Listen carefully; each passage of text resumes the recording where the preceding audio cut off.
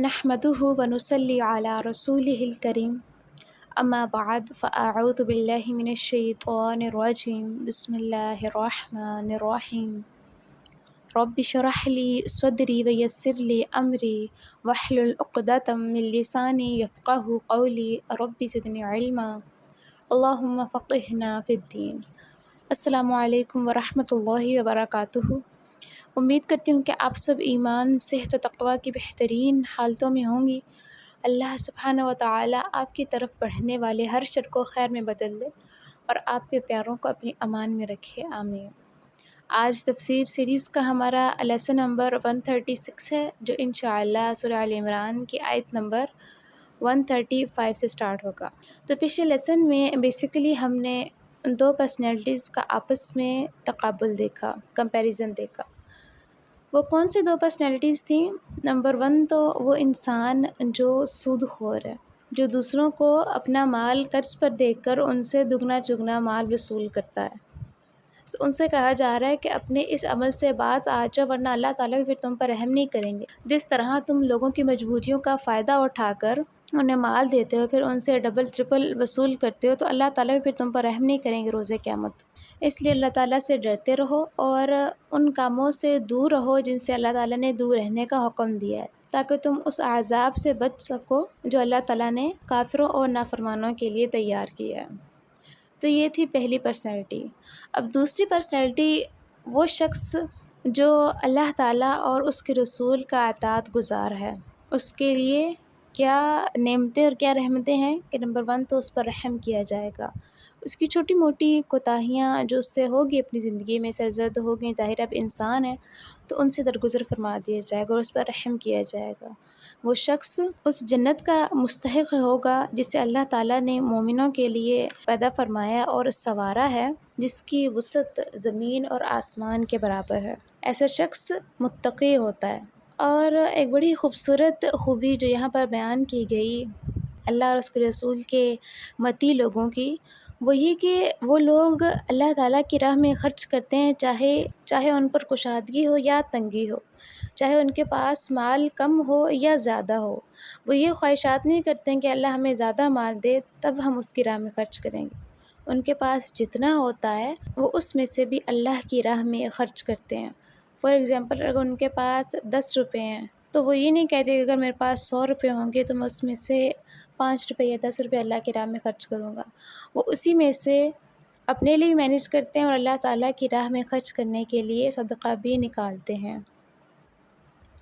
وہ غصے کو پی جانے والے ہوتے ہیں، لوگوں کی خطاؤں، لوگوں کی چھوٹی چھوٹی غلطیوں پر درگزر کرنے والے ہوتے ہیں، اور ایسے لوگ پھر اللہ تعالیٰ کے محسنین بن جاتے ہیں۔ تو انہی لوگوں کی آگے فردر مزید صفات بیان کی جا رہی ہیں کہ والذین اذا فعلوا فاحشة او ظلموا انفسهم ذکروا اللہ، اور جن کا حال یہ ہے، اب یہ ان لوگوں کا حال بیان کیا جا رہا ہے جو دوسری پرسنالٹی میں نے آپ کو بھی بیان کی ہے، جو اللہ اور اس کے رسول کے اطاعت گزار ہیں۔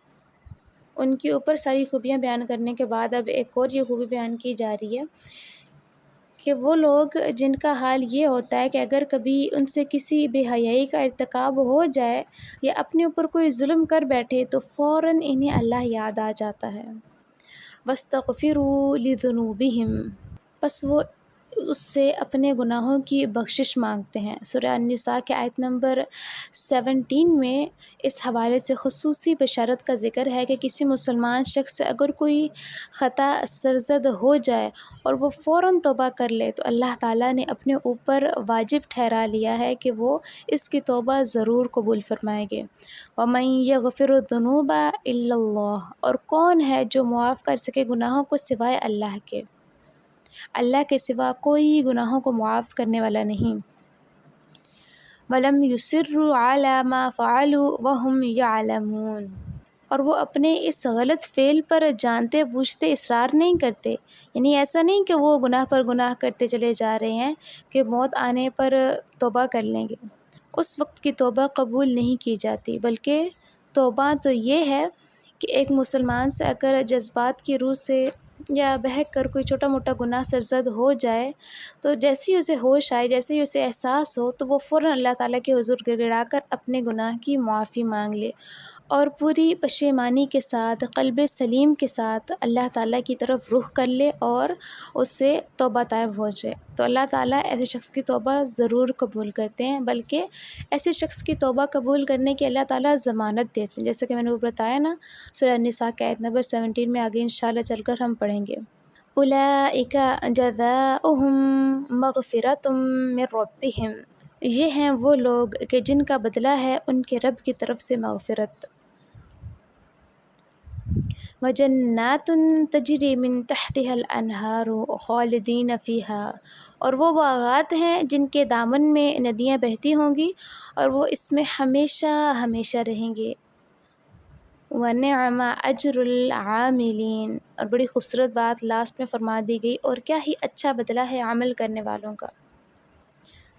بعض لوگ صرف نیکی کرنے کے بارے میں سوچتے رہ جاتے ہیں اور وقت ختم ہو جاتا ہے۔ سوچنے پر آپ کو اجر تو ملے گا لیکن جنت نہیں ملے گی، جنت عاملین کے لیے ہے۔ تو اب یہاں آپ دیکھیں گے کہ آیت نمبر آلموسٹ 132 سے ان لوگوں کی صفات اور ان لوگوں پر انعامات کا ذکر کیا جا رہا ہے جو اللہ اور اس کے رسول کے اطاعت گزار ہوتے ہیں۔ یہ میں بات بار بار اس لیے بتا رہی ہوں کیونکہ یہ آیات بہت اہم ہے اپنے موضوعات کے اعتبار سے، کیونکہ ان آیات میں آلموسٹ ایک پرفیکٹ پرسنالٹی کی ساری خصوصیات، ساری کوالٹیز کو کور کر دیا گیا ہے کہ وہ شخص نمبر 1 تو اللہ تعالیٰ کا اور اس کے رسول کا اطاعت گزار ہوتا ہے، ٹھیک ہے۔ نمبر 2، وہ اللہ تعالیٰ کی مغفرت کی طرف سبقت لے جانے والا ہوتا ہے، یعنی کہ اس کی ساری دوڑ دھوپ اللہ تعالیٰ کی مغفرت اور اس کی جنت کو حاصل کرنے کے لیے صرف ہو رہی ہوتی ہے۔ اس کی ساری قوتیں، اس کی ساری طاقتیں، اس کی ساری قابلیتیں اللہ تعالیٰ کے لیے اور اس کے جنت کے حصول کے لیے صرف ہو رہی ہوتی ہیں۔ وہ اپنے مشکل حالات میں، تنگ دستی میں بھی اللہ تعالیٰ کی راہ میں خرچ کرتے ہیں اور کشادگی میں بھی اس کو نہیں بھولتے۔ اکثر لوگ مشکل وقت میں تو اللہ کو یاد رکھتے ہیں، لیکن اب یہاں پر صرف یاد رکھنے کا نہیں کہا گیا بلکہ یہ کہا گیا کہ مشکل وقت میں اللہ کی راہ میں مال کو خرچ بھی کرتے ہیں، کیونکہ سب سے مشکل کام یہی ہوتا ہے نا جب آپ کے پاس ایک تو تھوڑا اور پھر اس میں سے آپ اللہ تعالیٰ کی راہ میں بھی نکالیں، تو گویا ان کے دلوں میں مال کی محبت اللہ کی محبت سے زیادہ نہیں ہوتی۔ وہ اپنی تنگ دستی میں بھی اور کشادگی میں بھی دونوں صورتوں میں اللہ تعالیٰ کی راہ میں خرچ کرتے ہیں۔ وہ لوگ اپنے غصوں کو پی جانے والے ہوتے ہیں اور لوگوں کی چھوٹی چھوٹی خطاؤں کو معاف کر دیتے ہیں۔ ایسا نہیں ہے کہ چھوٹی چھوٹی باتوں پر گالی گلوچ کرنا شروع کر دیں اور بالکل اپنے معیار سے اتر جائیں۔ یہ متقین اور محسنین کی صفات نہیں ہیں۔ تو یہ 5 ہوگی، اور پھر 6ٹھی صفت یہ تھی کہ وہ لوگ جب بھی، کہ یہ ایسے لوگ ہوتے ہیں کہ جب بھی ان سے کسی چھوٹے موٹے گناہ یا فحاشی ارتکاب ہو جائے، بے حیائی کا ارتکاب ہو جائے، تو وہ فوراً اللہ تعالیٰ کی طرف رجوع کر لیتے ہیں، فوراً اللہ تعالیٰ کی طرف متوجہ ہوتے ہیں اور اس سے اور اپنے اس گناہ کے لیے معافی مانگتے ہیں۔ ان کو فوراً احساس ہو جاتا ہے کہ نہیں، یہاں پر ہم سے غلطی ہوئی ہے، یہاں ہم نے اللہ تعالیٰ کی حدود کو پامال کیا ہے۔ اور پھر ایسا نہیں ہے کہ وہ لوگ گناہ کریں پھر توبہ کریں، پھر گناہ کریں پھر توبہ کریں جان بوجھ کر۔ ایک تو ایسا گناہ ہوتا ہے نا کہ جو آپ سے غیر شعوری طور پر سرزد ہو جاتا ہے۔ اگر میں آپ کو ایک ٹرو ایگزامپل دوں عورتوں کی، تو آپ دیکھیں عورتوں سے نا بغیر سوچے سمجھے غیبت ہو جاتی ہے۔ آپ کتنا ہی پکا ارادہ کر لیں، کوئی نہ کوئی دن میں ایسا ٹائم ضرور آئے گا جب آپ بغیر سوچے سمجھے کسی کی بات کر دیں گی۔